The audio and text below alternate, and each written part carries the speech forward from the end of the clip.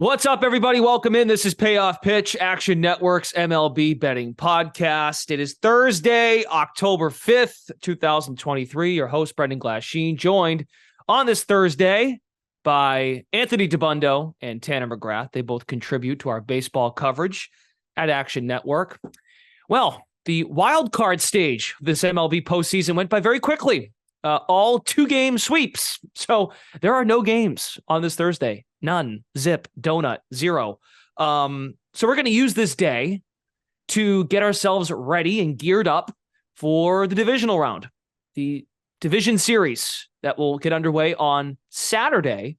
We will have an episode tomorrow when we have more clarity on starting pitching matchups, and we can dive into the nitty-gritty of best bets for game one. But we'll use today as sort of a reset, how we feel after the wild card series, how you might want to play a particular team that just came out of the wild card round going forward. Is there value for, say, their World Series odds?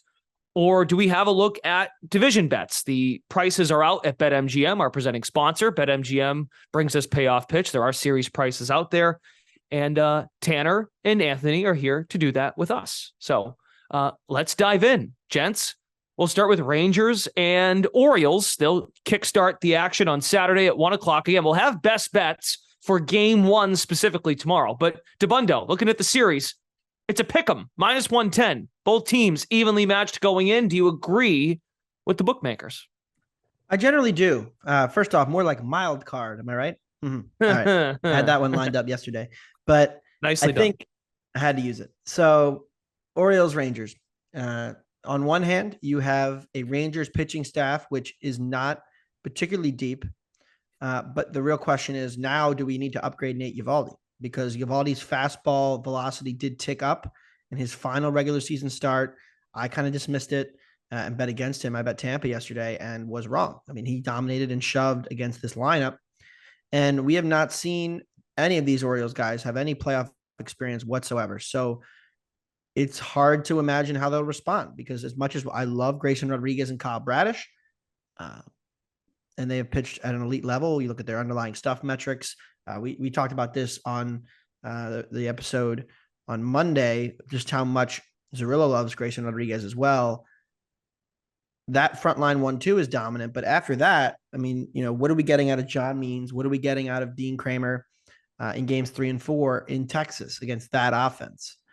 And then there's the question about Baltimore's bullpen, because how good is it really? Because if you just look at straight ERA, they were fine in the month of September, but their strikeout rate in September dipped to 20%, which is below league average, and was 20th. So it's a concern with the Orioles bullpen, how much depth and length they really have. I expect we're going to see a lot of DL Hall in this series. I think he's one of the big keys potentially, but I'm a little skeptical of the Orioles generally, but again, unless I can get plus money on Texas, I think with home field, it's about right for Baltimore here.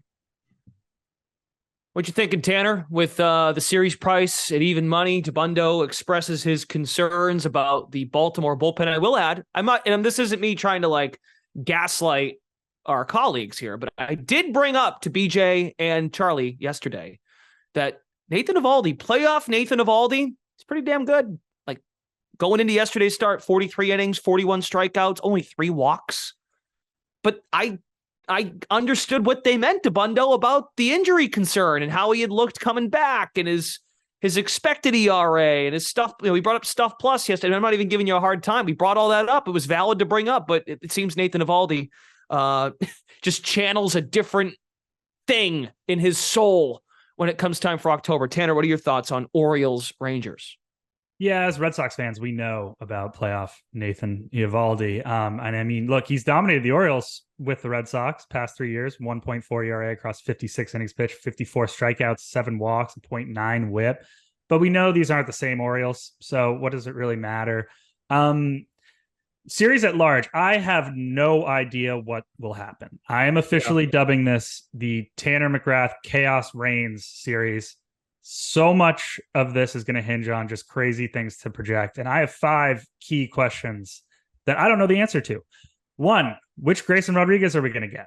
The good one or the bad one? Considering his 2.5 ERA in the second half, I want to say the good one, the one with the great fastball, the one with the 124 stuff plus over the past month. But he's also a rookie. He's going to be making his first playoff appearances for a team that hasn't been in the playoffs in God knows how long. Yeah. Second question, is Dean Kramer going to start, and is he going to elude everyone's regression projections? I mean, did you know he was the most profitable pitcher on the money line this season? Dean Kramer. Fitting it's an Oriole. Much to Charlie's chagrin.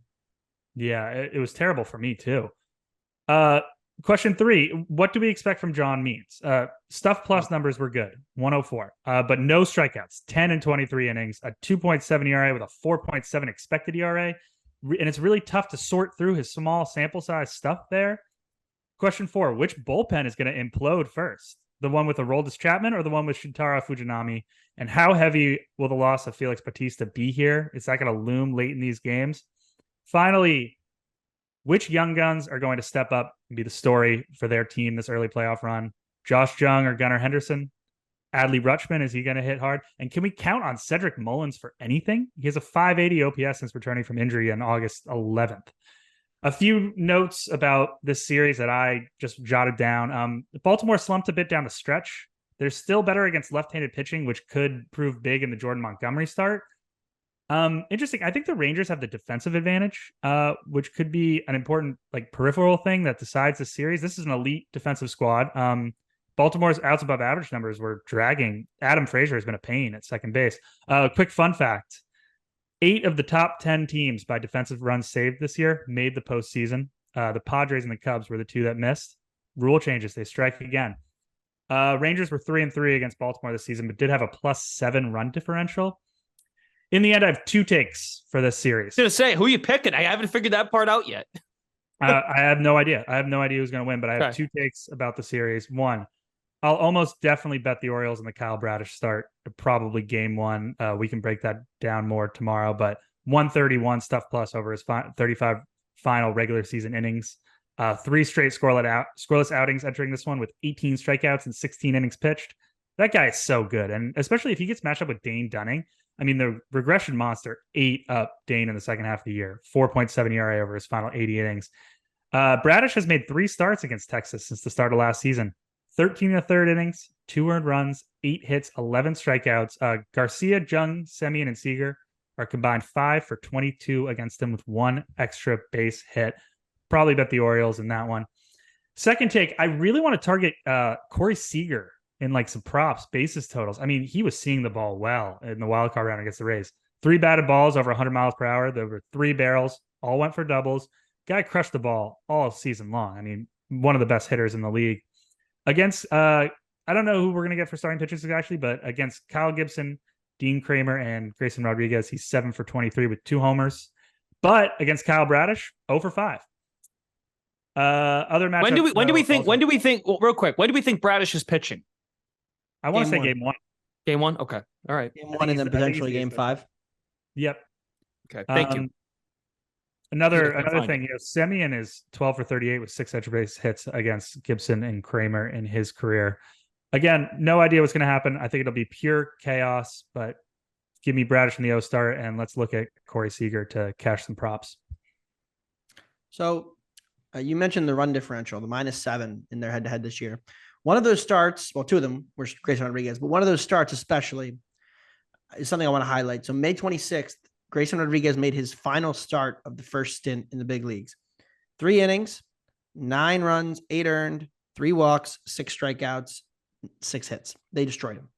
And if you go back and remember what we had talked about and what the Orioles later admitted, Texas had something on him and they knew, and multiple other teams were able to hack him. The Angels, I would suspect, also had something on Rodriguez, given that they tagged him for 8 runs. The Royals tagged him for 6 in a 5-start stretch. So they knew that Rodriguez was tipping pitches.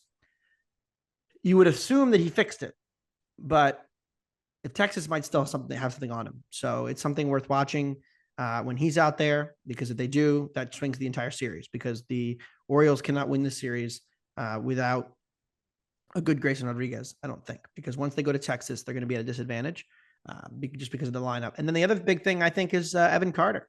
When you project out the Rangers lineup, now they add Young back in from health. who was hitting at a Rookie of the Year level and was north of 800 OPS this season, but before the injury. And then they had Evan Carter, who plays elite outfield defense, which will be really important in that huge outfield in Baltimore now. And then he's brought the bat. Actually, he's always had great plate skills. The question was, what does power translate to the big league level? And thus far, he had a home run yesterday and he hit a couple of doubles. So his impact at the bottom of that lineup, getting on base ahead of, the big boys, Simeon, Seager, and Garcia and Lowe, is an added bonus to an already elite offense. So I think that you can see where I lean here, and it's toward Texas. But I don't really have a bet here either. I will say I also lean Texas. Like, gun to my head, I would take Texas. I'm more confident. I know what we're getting from Texas. I'm less. I've been generally against the Orioles this year. Like, I've faded them a lot, and it's cost me a lot of money. So I don't know if I just have to adjust how I'm power rating them, but I lean Texas because I trust my gut, but maybe my gut's wrong on this one. So typically when there's no conviction, that means we have a lot to say about this series. I'm hoping with these three other ones, we can move it along a little quicker because I think people are antsy to hear about the other series. And, DeBundo, let's talk about the Twins because you've been on them. I feel like, and Tanner, this is nothing. I mean, Tanner, when you popped in for most of the second half on the Payoff pitch episodes during the week, the Twins are dogs in the series, plus 130 to the Astros. They'll start at 4:45 on Saturday. DeBundo, you, BJ, Zerillo, how many times did we lead off a show with the best bet, Twins first five, or Twins full game in first five? You've been high on this rotation. You were high on Joe Ryan. You've been high on the rotation all year. Do you actually think there's a chance they have a starting pitching matchup edge over the Astros in this series? They most certainly do. Okay. Do you like them at plus 130? The question is whether Houston's offense fully healthy is good enough to overcome that. And that's going to be the series here. So yes. Look, yeah, I mean, I have a love affair with Minnesota. The Twins, and I bet them last year to win the division. They collapsed. I bet them again at the beginning of the year this year to win the division, back on our AL Central preview pod. And their starting pitching depth was the main reason that I believed in this team. You said that. Not just in the regular season, but if we got into a playoff scenario. And, I'm holding some pennant from last week and some World Series from earlier in the summer. And I loved what I saw in the first two rounds of the playoffs. Look, Toronto's offense, say what you want about it. It's an above average MLB offense, and they scored one run in 18 games. And they suck. They suck with runners in scoring position and bases loaded. Like they've been like that all year. That was a real problem for sure. And the Astros lineup is better and deeper, no doubt about it. If you just took season long WRC plus, it wouldn't tell you that. But again, Altuve missed a lot of games.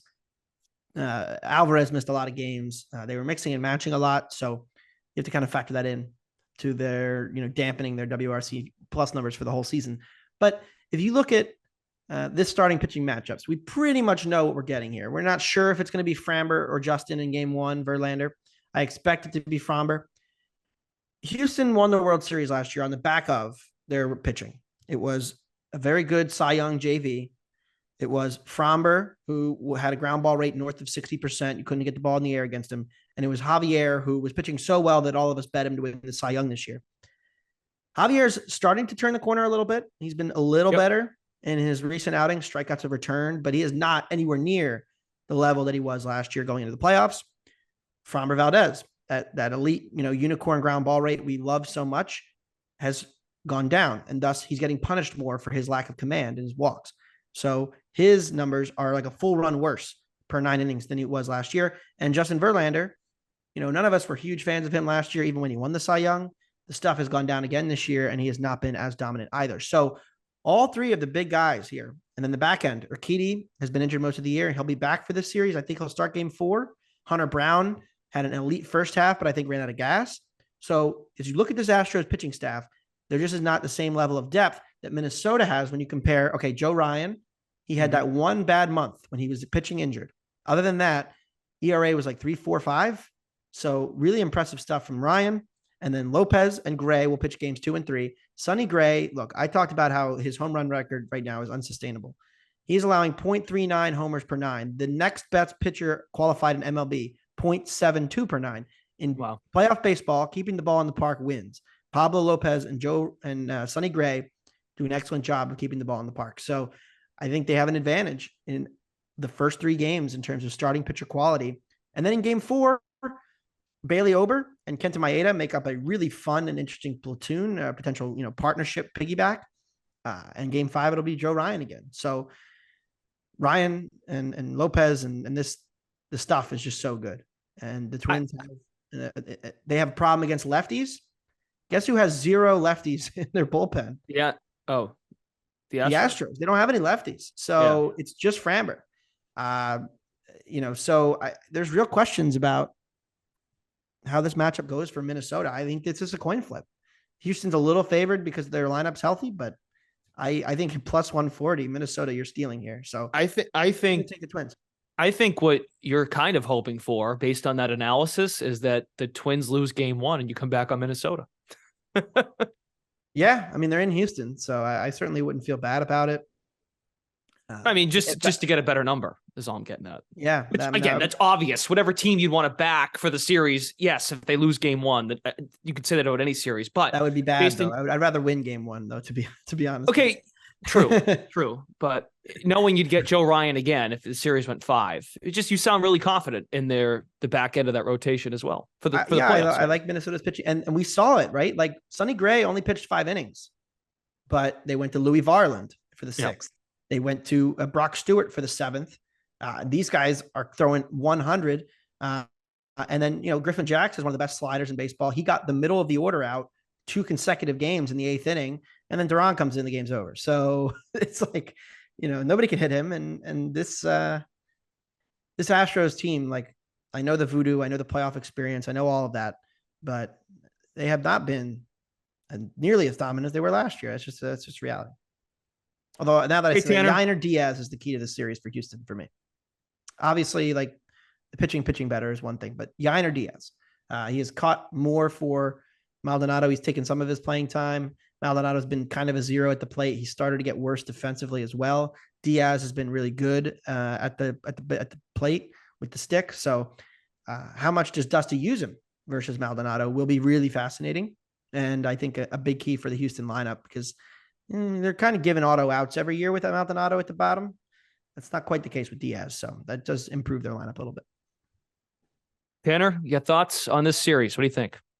Yeah, I came into this playoffs thinking that Houston was going to punk everyone. And I thought that they were the look, for World Series futures at 5-1. I think they're the most complete team in the playoffs. But the more I look at this series, the more I like the Twins. And look, the Twins keep hitting. I mean, they've been on fire for a month now. They don't even need Byron Buxton or Carlos Correa because they have a bunch of young guns breaking out. I mean, Royce Lewis is the best baseball player alive.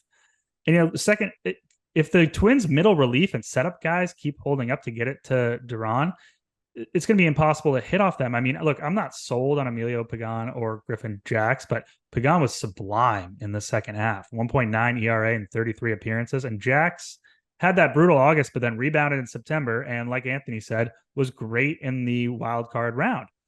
The pitching, Gray and Ryan, Gray had 2 starts against Houston this year, 4 earned runs over 13 innings pitched, but he struck out 16. I think maybe he's due for some positive regression. Joe Ryan allowed 9 earned runs in 10 innings against Houston this year, but also 16 Ks. 3 homers sunk him in that. So I think that they pitched better than their results this year. Now, the one thing I am worried about is the Astros offense, which is crushing with the best of them. 3rd in MLB and WRC Plus in September. Altuve, Tucker, Bregman, Jordan, they all look like themselves. You know who else looks like themselves too is Jose Abreu, who totally turned it around after an all-time cold streak in the first half. 123 WRC Plus in September, 72 WRC Plus in the first half, 109 in the second half. Astros were the best lineup in baseball against right-handed pitching in September. And that's tough for a Twins team that has 3 right-handed starting pitchers, and their 3 highest leverage relievers are right-handed. But I think we'll get a lot of runs scored in this series, despite the pitching. Really? I think it could be a little bit more high variance, and I I do like the Twins. I think they show value with the plus money number, and I think they have some key advantages here, mostly because, like Anthony said, they have a definitive starting pitching advantage with just kind of how the Astros top three in their depth looks. Caleb Thielbar is a key here. So one of the things that the Phillies were able to do, at least for the first 5 games of the World Series last year against the Astros, was using Jose Alvarado in very high leverage situations, and Ranger Suarez, 2 lefties that are very effective against left-handed batters. And Suarez and Alvarado were key for the Alvarez-Tucker pocket in the lineup. One thing, Abreu did start hitting better second half, but his numbers against high velocity fastballs are still bad. He's going to see a lot of them in this series. So we'll see about Abreu, but Caleb Thielbar this year against left-handed batters in his career, 341 OPS allowed. So he is a dominant lefty guy that they are going to use, I think, a lot against Alvarez and Tucker. So, 6th, 7th inning, getting it to Duran, like you said, there's going to be at least 2 or 3 of those matchups. And so I trust them to get those big outs when they need them. He came in the wild card game with the bases loaded, got a righty into a double play. So just kind of shows you how good he is. He is, I think, the X factor in the Minnesota bullpen. Whereas for the Astros, it's, who can get the lefties out? Because there's a lot of big power lefties in this Twins lineup. Whether it's Matt Wallner, I don't expect Buxton back, but you never know. I mean, they could put him on the bench as well. So certainly a lot to look forward to in this series. Yeah, and speaking of like platoon, I wrote this down as a key game here as the Valdez start. Twins crushed left-handed pitching down the stretch, and they were 5th in OPS against sinkers this year. I think that's a bad matchup for Valdez. Another reason why I like the Twins here, and I think that'll be a key game. Yeah, Twins are patience and power, right? Like they strike out a lot, so that makes them high variance, but they do take their walks and they hit for power. So I like that in the playoffs. Oh, sorry. I was moving my camera there for a second. Dodgers, Diamondbacks. I saw in the Action app last night that you could have gotten a really nice price to Bundo on the Dodgers, around -150. Tanner, I'm not sure if you took that too, but now, considering all the money that came in on Los Angeles, they're now -210 against the Diamondbacks. I'm looking at ESPN.com, just looking at their schedule and how they have the starting pitching lined up. It's the only team that's listed a starter, Clayton Kershaw. I know that's not gospel. I get that. It could be Bobby Miller. Who knows? Someone here may be carrying I mentioned this the other day. I don't think you got, yeah, that's right. You guys were here yesterday. I have a Diamondbacks World Series ticket from April 20th. It's like $25 to win like $3,200. So that would be fun, but they're facing the Dodgers. I need the Dodgers to have the collapse that they had. Just what was that last year? The Dodgers when they lost in the divisional series. Did I have that right? Okay. Yeah, they won game 1 and then lost 3 in a row to the Padres. That's right, to the Padres. Which, looking back, that Padres team was fun, and they were pretty good. They invested. They went and got Hader at the deadline. Anyway, whatever. No one cares about me. What's that? They were mid. Devondo, is it still? Can you still bet the Dodgers at that price, or do you stay away at -210 as opposed to minus? So the Diamondbacks sweeping did give them a real shot here because the D-backs. I agree. They now get to save Merrill Kelly, and Merrill Kelly will pitch game 1. Zach Gallen will pitch game 2. Some combination of Brandon Pfaadt in the bullpen will pitch game 3, and they can go right back to Kelly and Gallen. The problem is I don't think Kelly and Gallen are pitching well enough to warrant them winning the series. And like we can say, like, yes, they got their 2 best guys lined up for 4 of the 5 games. We love these guys. How good are their 2 best guys? How good are they really? Because Gallen has not been. I didn't think Gallen was good at all against Milwaukee. I thought he got away with a lot. A better lineup would have punished him, and his command was really shaky. So now he's going to face a top 3 lineup, and I think he's going to have major problems with that lineup. And look, the Dodgers. I think we've overreacted to their pitching as well. That's why I think the market opener was terrible. I mean, at -210, I think it's a little steep. I like laying the 1.5 games if you're going to bet the Dodgers here. But because I don't want them in a game 5 with potentially, a shaky situation with their pitching and their depth could get tested. The Dodgers pitching depth is shaky. That is true. When they go up against other elite teams, the Diamondbacks are not that. And that's what I think the difference is here. Like Arizona is going to see Bobby Miller in game 2 and probably game 5. I would presume, the Dodgers' lack of depth kind of gets helped by all these off days. They can use their top bullpen arms in 4 of the 5 games of the series pretty comfortably without having to use guys on, overwhelming amount of time. So I think the way the series breaks out really favors the favorite here. I don't see a real path for the Diamondbacks, given that Gallen and Kelly just aren't that great. I mean, we've somehow turned Merrill Kelly into an elite starter. I don't know how much better he is than Brandon Pfaadt on a start-to-start basis anymore. So, yeah, I'm kind of down on the D-backs here. Like, I think they took advantage of a Milwaukee offense that was a bottom 6-7 unit. And now, if they let that many runners on base against the Dodgers, another team who will take their walks and be very patient. I don't know if Ginkel and Sewald is enough to get through this series in the back end of their bullpen. So, yeah, I mean, Dodgers -1.5, Dodgers to win the series. The price has gotten a little steep, but I think they roll here on the back of their offense, which is considerably better than Arizona. There's no real advantage for me at any point in this series for the Diamondbacks. Tanner, quick thought on this one. Anthony nailed it on the head here. Brendan, your Diamondbacks ticket is dead. I don't even care that the Dodgers don't have pitching depth. They're going to punk the Diamondbacks, and here's why. Boom. Zach Gallen and Merrill Kelly are the 2 most overvalued, overrated starting pitchers in the 2023 playoffs. Boom. Gallen overachieved all year. Regression train hit him hard in September. ERA north of 4 over his final 7 starts. Diamondbacks lost 4 of those games. Pitched fine against Milwaukee, but got away with a lot. He stranded some runners. He walked 3, only struck out 4, and the Brewers are just, pathetic. Let's be real. Gallen also has thrown twice against the Dodgers this season. 11 earned runs on 15 hits over 10 innings. Meanwhile, Merrill Kelly, 87 stuff plus over his last 30 days. Walked 16 batters over his final 29 regular season innings. His fastball velo is inconsistent up and down. His defense has completely bailed him out, which, I guess we can expect from the Diamondbacks. Yeah, it's really pitcher by outs above average, +11, tied with Corbin Burns, actually. But, he's thrown against the Dodgers 4 times this year, scraped by with 9 earned across 20 innings. He walked 13 batters, struck out 11. This Dodgers team is familiar with him, and like Anthony said, they will be patient. They will take their walks. Also, Kelly been shoved into a locker by Max Muncy in his career. Muncy's 14 for 34 with 4 doubles, 2 homers. It's 1,100 OPS. Dodgers should win the Bobby Miller game and or games. Bright lights, Bobby Miller. I think he loves the big stage. I think he's ready for this.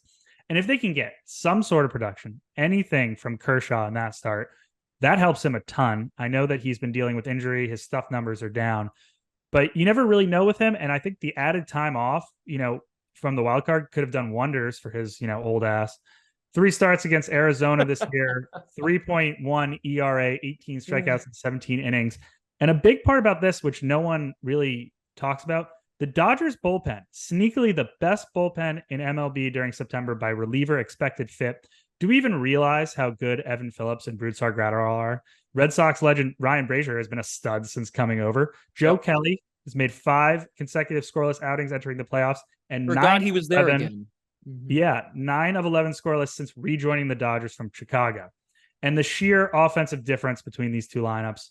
The Diamondbacks are dangerous once they get on base, but they were a bottom 5 lineup by WRC Plus in September. They were never an offense with much substance. They won on speed and defense. But the Dodgers are the most dangerous lineup in MLB with 2 of the 3 best hitters in baseball at the top. And from a fielding and base running perspective, the Dodgers can keep up with the Diamondbacks. I love the Dodgers in this series. I'd look towards alt lines, like Anthony said, -1.5, -2.5. I think this is a huge mismatch. So here's the thing. Oh boy, the Diamondbacks have. There's some chokiness with this group. With the Dodgers. There's some choky history. That's all I'm. The Diamondbacks. I hope they lose game 1 so we can bet the Dodgers series price. But the Diamondbacks are going to start Zach Gallen in game 2. Oh boy, in Chavez Ravine, they're going to be +155 on the money line in that game with Gallen pitching, +150 against Bobby Miller. So good luck. Maybe I should cash out then. No, let it ride. 100%. You can get like $100. Like, what the hell's the point of that? What was the ticket again? $25 to win 3,200 on the National League or the World Series. World Series. Oh, well, let it ride. Yeah, I agree. It's pretty much always like more valuable to let it ride. The cash out offense's option is rarely. Let's go Snakes. Let's run those bases, baby. All right. Arizona, I gave it out on Tuesday. The Arizona over 1.5 steals bet in the game 1 against Milwaukee was one of the most fun sweats I've ever had. They got caught stealing twice in the same inning. And then we talked about that yesterday, I'm pretty sure. Electric. But yeah. Tommy Pham, baby. Okay. All right. Last one. And this one probably is going to have a lot too. This has been a long episode. So if we can try to keep it brief, DeBundo, and keep it in your shorts too, because the Phillies are playing the Braves. I'm wearing pants. Okay. Pants. Keep it in your pants, DeBundo. I think your team's got a real shot. I really do.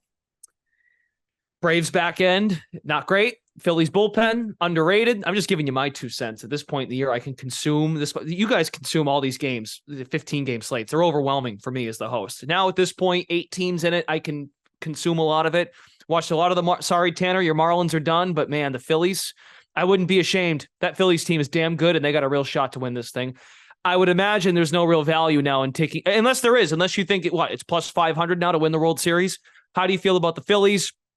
Going in, they are dogs in the series. DeBundo plus 155, Braves minus 190. What do you think? Well, we got to the series we all wanted. I think the most exciting back and forth series that we're going to have in this round. You were on this like a month ago. You were like, yeah, this is projected. We're going to see these 2 teams in the division series. Here we are. Yeah. And sorry, sayonara to the Braves. They can get or to the Marlins rather. They can get the F out of Philly, as Garrett Stubbs said. The biggest thing here is Max Fried, because Fried pitched in an inter-squad game that the Braves hosted during the week this week with a Band-Aid on, because he's trying to prevent these blisters. He's not going to be allowed to do that in the National League Divisional Series. So how his fingers hold up as he pitches will be the biggest differentiator in this series. Because right now, look, I know what the Phillies did to Spencer Strider last year in the playoffs. They hit him for 6 runs in an inning. 4 or 5 runs of them were him. A couple were bullpen. They broke that game open. The famous Rhys Hoskins bat slam. I watched that video 1,000 times now. But that was a 94-mile-an-hour fastball from Spencer Strider because Strider wasn't healthy. He had missed a month leading into the playoffs. He was not built up to throw more than 50 pitches. They pushed him a little bit. He broke down. He was throwing soft, and he got crushed. The Spencer Strider of this season and the Spencer Strider of his career now in the last 2 years against Philadelphia. Brendan, what do you think his ERA is against the Phillies this in his career in regular season games? 6.3. 1.9. Oh, it's good. The Phillies have not touched Spencer Strider in pretty much any start he's made against them in his regular season career. And that is a problem, given that Strider is going to start game 1 in Atlanta, and he's going to start presumably game 4 in Philadelphia. So they have to beat Strider once to probably win this series. So they have to do that. But then the other thing is we're projected to get Zach Wheeler against Max Fried in game 2 in Atlanta. And Fried would then be scheduled to pitch a potential game 5. What are we getting from Max Fried? Because I'm pretty confident I know what we're getting with Zach Wheeler at this point. But Max Fried is a big question mark. So those are the 2 big keys for me. The Phillies have the better bullpen. If you look at Atlanta's bullpen in the month of September, they were a bottom 10 unit by strikeout rate. The stuff dropped off a little bit. I don't have a lot of faith at all in any of their relievers, whether it's Pierce Johnson, Brad Hand, or Raisel Iglesias. Minter was inconsistent down the stretch. So there are real questions about the bullpen, which is where I think Philadelphia has its biggest advantage over Atlanta, where I think the Phillies bullpen is a top 3 unit in the sport right now, pitching at that level. They have so many different options they can go to. The Phillies didn't even use Matt Strahm in the wild card round. They didn't need him. That just kind of is a point to how much, or Sir Anthony Dominguez just kind of gets to the point of how much depth there is, whether it's Alvarado and Soto for the lefties. Strahm is a fireman for a couple innings. Dominguez against the righties has been really good. So they have dominated. And Kerkering, the rookie, coming up and shoving a couple innings. So there are so many different options for this Phillies bullpen that I'm pretty optimistic about their chances of getting this to a game 5. And then it's going to come down to the fingers of Max Fried. If they're blistered, they're in big trouble. Hey, Tanner, what do you think? Phillies or dogs? Are you going to be, are you sold on them? How they looked against the Marlins? What's your, DeBundo pinpoints Max Fried. Do you have something else that you might pinpoint in this series that's a key to it? Yes, I do. I'll start with this, though. I said all season that if we get Phillies Braves, I'm going to bet the Phillies. I'm sticking by my guns, and I like the Phillies here. This is going to be, like Anthony said, back and forth. It's going to be a high variance series. But the Phillies offense can keep up with the Braves. This unit has been red hot.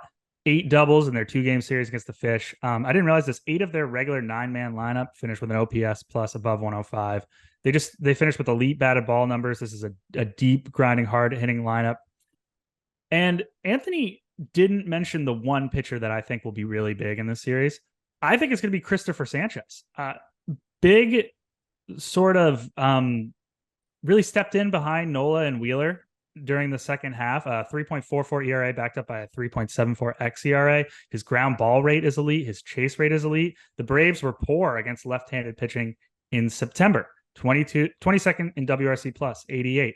I think that he provides a pivotal advantage in the series if he gets a start or if he gets some bulk work. And although he struggled against the Braves in his 2 starts this year, thought it was a tad fluky. He had a 12-2 strikeout to walk ratio across his 11 innings against them. 3 of his 7 earned runs in those starts came on one pitch, a 3-run dinger by Austin Riley.